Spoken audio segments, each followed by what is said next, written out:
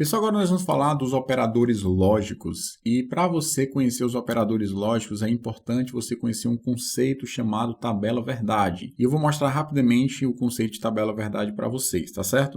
Vou criar aqui um exemplo simples do cotidiano e depois a gente vai mostrar isso na prática e depois eu vou fazer um desafio para que vocês possam ver se esse conhecimento foi realmente assimilado. E também é uma excelente oportunidade de aprender, né? Sempre que você tenta fazer um desafio, mesmo não conseguindo, vendo o resultado, te ajuda a consolidar mais o conhecimento. Então vamos lá. Imagine que você quer ir passear no shopping ou você quer ir comprar alguma coisa no shopping, só que tem algumas condições para que você vá para o shopping, por exemplo. Então vamos supor que a primeira condição para você ir para o shopping é que você tem que ter dinheiro no banco para você fazer a compra que você quer. E a segunda condição para você ir para o shopping, o sol tem que estar brilhando lá fora. Então eu vou desenhar aqui um sol, certo? Colocar aqui o sol brilhando. Ou seja, precisa ter as duas condições. Nesse caso, eu vou comentar com vocês a tabela verdade do I, certo? Em Java, a gente usa aquele símbolo do I comercial, certo? Duas vezes, que é uma operação lógica para definir. Não está muito bonito aqui o I comercial não, mas ele usa esse duplo I comercial, certo? Um I comercial é uma operação bit a bit. Eu não vou comentar muito aqui, mas a gente vai focar no operador lógico para que a gente possa comentar do operador lógico I. Então, nesse caso, a gente vai trabalhar a tabela verdade do I em cima dessas duas condições. Você vai querer ir no shopping fazer uma compra, mas você só vai se tiver dinheiro no banco e se tiver ensolarado. Se tiver dinheiro no banco e estiver chovendo, você não vai. Se tiver sem dinheiro no banco e estiver com sol, você vai ficar em casa e só vai em uma condição, que é se tiver dinheiro no banco e estiver ensolarado.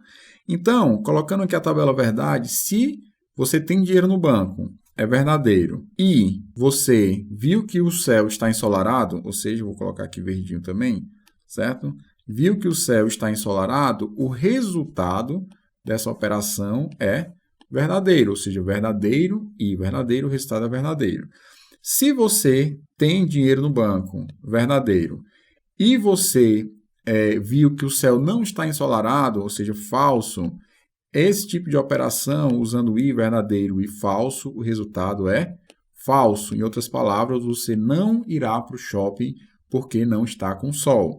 Nas outras situações também você não vai para o shopping. Se você estiver sem dinheiro e comercial estiver com sol, o resultado vai ser falso também, porque você não tem dinheiro, ou seja, precisa ter dinheiro e precisa estar ensolarado. E, finalmente, o cenário mais trágico, né? Você não tem dinheiro e está chovendo, o resultado será falso, certo? Ou seja, essa é a tabela verdade do I. Verdadeiro e verdadeiro é verdadeiro, verdadeiro e falso é falso, falso e verdadeiro é falso, e falso é falso. Ou seja, se você souber no primeiro cenário aqui, nos dois primeiros, que o resultado é falso, você nem precisa olhar a segunda parte, você já sabe que o resultado da expressão será falso, porque sempre que tem um falso dentro de uma expressão I, o resultado será falso. Ah, Léo, então quer dizer se eu tiver verdadeiro, verdadeiro, verdadeiro, verdadeiro, tiver aqui verdadeiro e verdadeiro, verdadeiro e verdadeiro, e tiver apenas um que no final falso, o resultado será falso, certo? Aqui eu troquei as cores, mas não tem problema não, o resultado será falso, porque basta ter um falso dentro de uma expressão maior, com vários verdadeiros, que você vai chegar no resultado falso. Por outro lado, tem um cenário que seria a tabela verdade do OU, certo?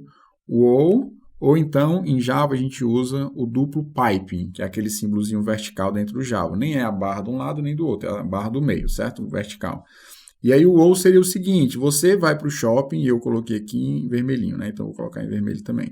Então, você vai para o shopping se tiver dinheiro ou se estiver ensolarado. Porque você pode ir para o shopping só para passear, ou seja, se estiver ensolarado, você vai para o shopping.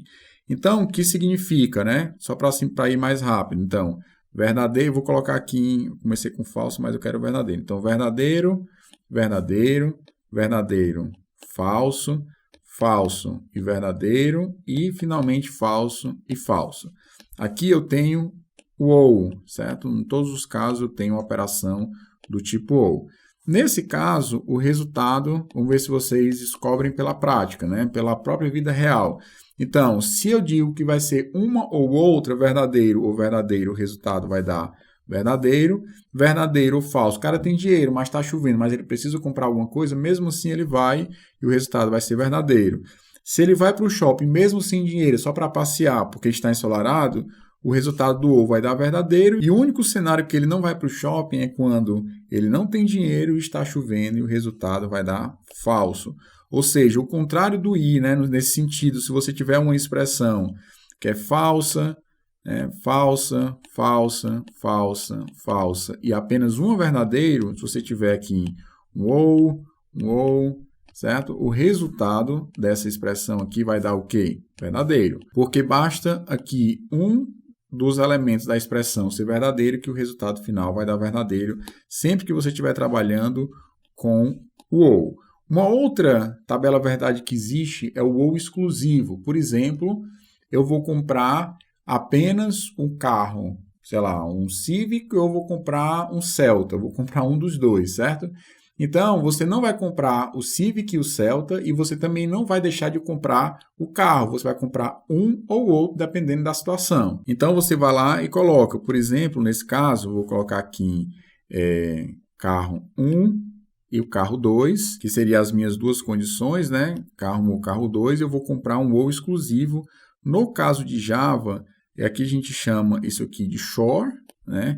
O ou seria o or, né? Que seria em inglês, or, e aqui o i seria o and, certo? Que aqui é o i comercial e aqui, no caso, é os dois pipes. E nós temos o shore. E em Java, o símbolo do ou exclusivo é o circunflexo, certo? Então, se você colocar, por exemplo, aqui, colocando na tabela verdade, né? Verdadeiro, verdadeiro, verdadeiro e falso, falso e verdadeiro, e no final nós temos falso e falso. Aqui os resultados, e nós temos aqui uma operação do tipo ou exclusivo, shore, shore e ou exclusivo aqui, certo? É possível, no problema que foi exposto para vocês com relação aos dois carros, um Civic e um Celta, certo? O Civic é o carro 1 e o Celta o carro 2. É possível ele comprar os dois? É possível dar verdadeiro e verdadeiro, o resultado vai ser verdadeiro? Não, não é, porque é exclusivamente ou. Não pode ser os dois verdadeiros. Então, nesse caso, o resultado vai dar falso, ou seja, verdadeiro ou exclusivo verdadeiro, o resultado é falso. Verdadeiro ou exclusivo falso, o resultado é verdadeiro, porque é possível que tenha essa situação, ou seja, comprar o Civic. Falso ou exclusivo verdadeiro, o resultado vai dar verdadeiro, porque é possível que seja comprado o carro 2. E, finalmente, falso ou exclusivo falso, o resultado é falso. Nesse cenário, apenas quando você tem exclusivamente ou é que é verdadeiro, e nesse caso aqui, quando dá os dois verdadeiros, o resultado dá falso, e quando os dois estão falsos, o resultado dá falso. Esse aqui é a tabela verdade do ou exclusivo, e nós já fizemos a tabela verdade do ou.